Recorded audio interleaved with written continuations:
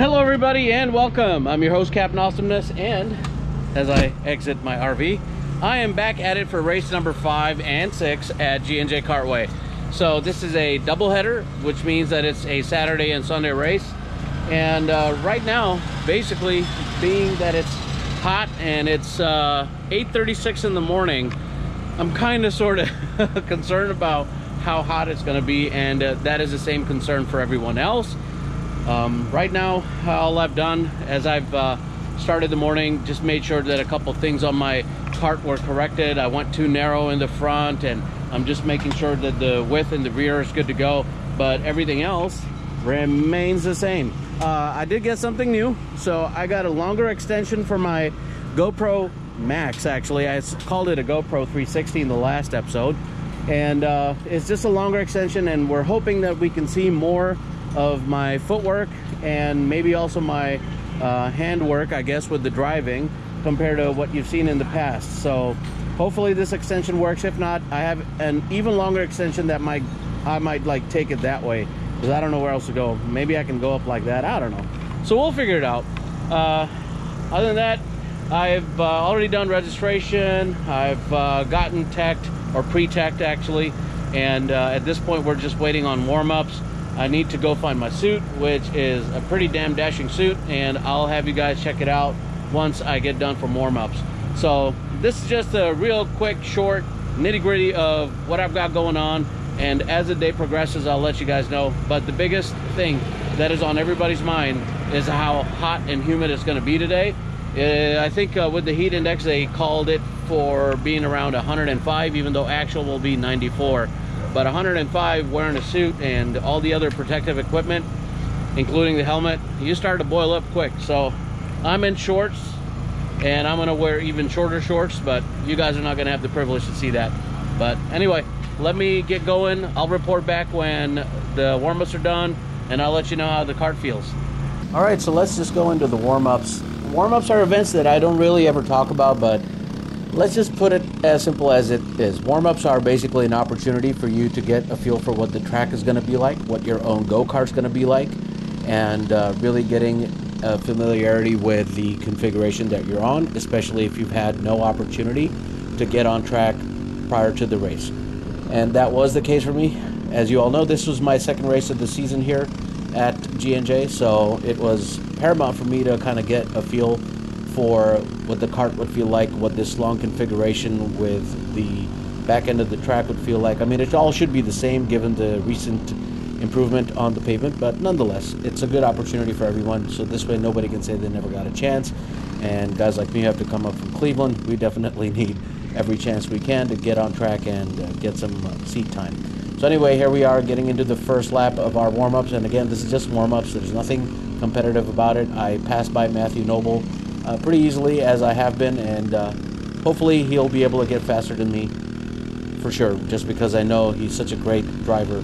He's just a little bit heavier than me, so he has that weight disadvantage compared to me. Anyway, got Jennifer in front of me, so you know what that's always about. It's about her and I having a little bit of a challenge, and I kind of fast forwarded to where I'm right behind her, and I find an opportunity for her to pass right after this kink, because she kind of took that turn a little late, so she had a momentum issue, and I took complete advantage of that, going on her inside into turn 1, finding myself accelerating as good as I can coming out of there, and I think I need to work on turn 1 anyway. But yeah, she was right up on my butt, and she stayed there until she found an opportunity to pass me, which happened towards the end of this warm-up. But again, this is not a competition. This is just us driving and kind of understanding how our carts feel like, but still worth showing where Jennifer figured it out real quick and got a better momentum against me on turn 1, a spot where she has a better entry exit compared to me, whereas I have a better entry exit from that kink that I was talking about. And nonetheless, warm-ups were pretty good. I felt pretty good, and let's move on into discussing how it all felt like. Alright, so I just got done with warm-ups, as you saw, and it's hot out there. I'm sweating. I'm wearing my suit over here. Even though there was a little bit of overcast foreshadowed a little bit of the sun came out, and it came out right when we were going out there. But it didn't matter. It's just so humid out there that there's no way to avoid any of it. So in any case, warm-up went all right. I think I know that I'm very slow and I need to work on it.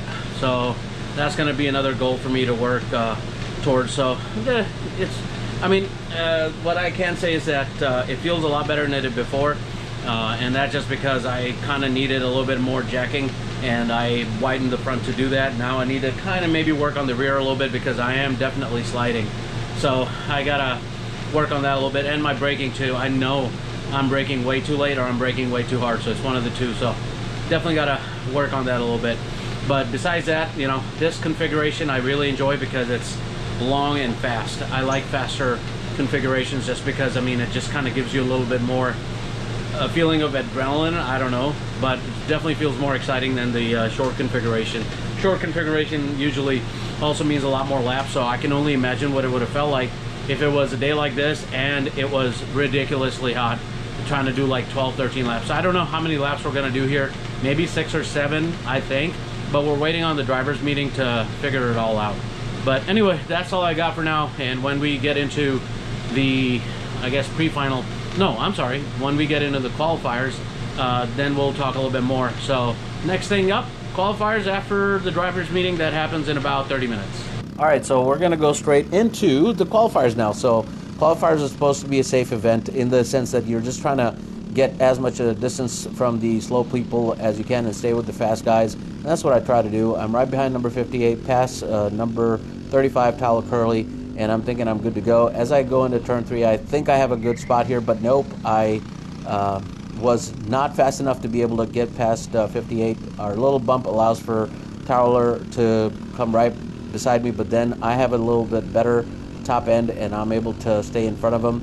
And as we go from the back end into the kink here, watch what happens. Tyler tries to go on my inside as I brake a little early, and he didn't hit me, but he hits Jennifer. Well, Jennifer hits him, and that ended up causing a little bit of a crash in the back, and that crash then delayed everybody else in the back.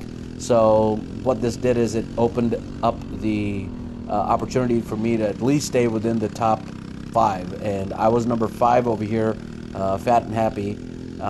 I'm following 58 here all the way to the very end. I'm thinking, okay, I'll be number 5. And as I come into turn 3, going into turn 4, you'll see off to the side, that's Austin Johnson in number 22, I believe, for Racing for Vets. So this automatically gave me 4th place, and I was pretty happy about that. Not to mention, I give 58 a fist bump and go on our merry way.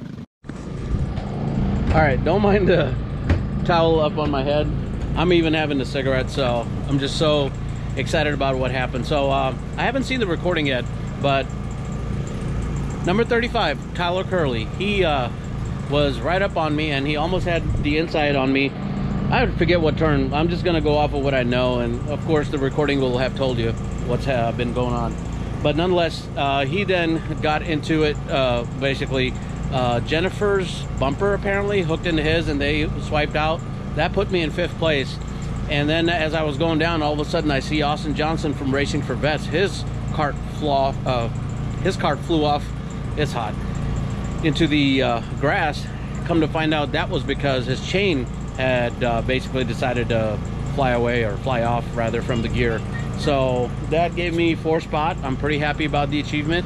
Now it's a matter of just getting one more spot to be in 3rd place, and I could have been with that one guy in front of me, but I don't know, the tires just started to feel weird, so I said, okay, it's the last lap, I see the white flag, might as well just slow down and you know, just finish. And that's all I wanted to do. So I'm more than finishing, and my commitment to actually get there to the top 5 just happened. Now the thing is, going into the final, I'll be position number 4.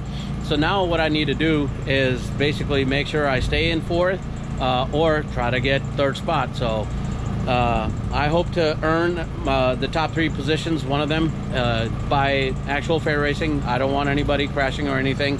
Let's see how that works out. So I just need to work a little bit of my driving. One of the reasons why the crash happened with Tyler is that I did do a little bit of overdriving, but also I brake a lot earlier than what he does from the conversation I had with him. But nonetheless, I'm gonna make sure I stay cool. I've been drinking a lot of water. Hydration is very important in this kind of weather, especially something with electrolytes. And if you're out anywhere racing in this kind of heat, make sure you do the same. So, all right, I'm gonna prepare for the finals, try to cool down as much as I can. And yeah, pretty excited about 4th spot, guys. All right, so let's get into the final. I am in number 4. I'm feeling pretty excited about this because I haven't started in a top position in pretty much forever. Like, it's been 2 years since I've been anywhere in a respectable spot, right? So I'm pretty excited about this, and we get off to a good start. Usually people in the top 5 positions are in a good spot where typically crashes don't happen. So feeling good about all of it, and I'm keeping myself on a good pace, at least what I feel like is a good pace, right behind 58. But I'm beginning to see an inkling of a little bit of a slower turn in, slower exit, and I don't know if it's me. So that's what has me also kind of worried about how the kart's feeling, but I don't know what it is, and I'm like, okay, maybe it's just me. So let's just kind of focus on just trying to stay with these guys. But there was an anomaly, and I could tell because of how much they were just gapping me, and there's no way they were all of a sudden faster than me. So much so that I have Matthew Noble right here behind me, and usually I'm like way faster to the point like I'll get ahead of him. If he's ahead of me, like you saw in the qualifiers or even in the heats for warm-ups, it's no issue. But here he is, just easily walking me, like I'm just not even trying to race, like I'm just coasting by. And not to mention, right after this happens, there's like a train of karts. Number 72 passes me like it's nothing. Then number 22, that's Austin and Racing for Vets. And then 57, that's Jennifer. They're all going right by me, and I can't do a darn thing.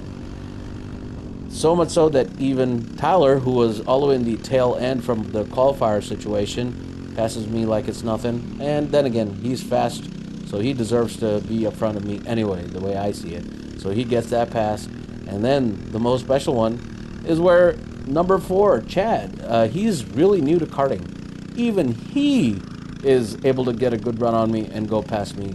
And that just leaves me freaking bewildered. Like, I have no idea what's going on here. And all I just want to do now is just finish the race. That's it. Nothing more. I am pretty frustrated, and you'll see how I am when we finish the race and I'm waiting to go through the weigh scales.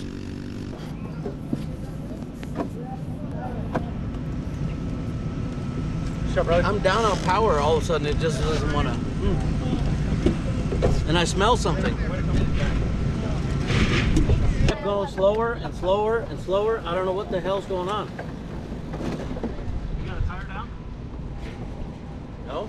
Well, first things first, I can't be upset just because of the fact that I had a goal, which is again to finish the race. As for what's going on with the kart, I'm not sure.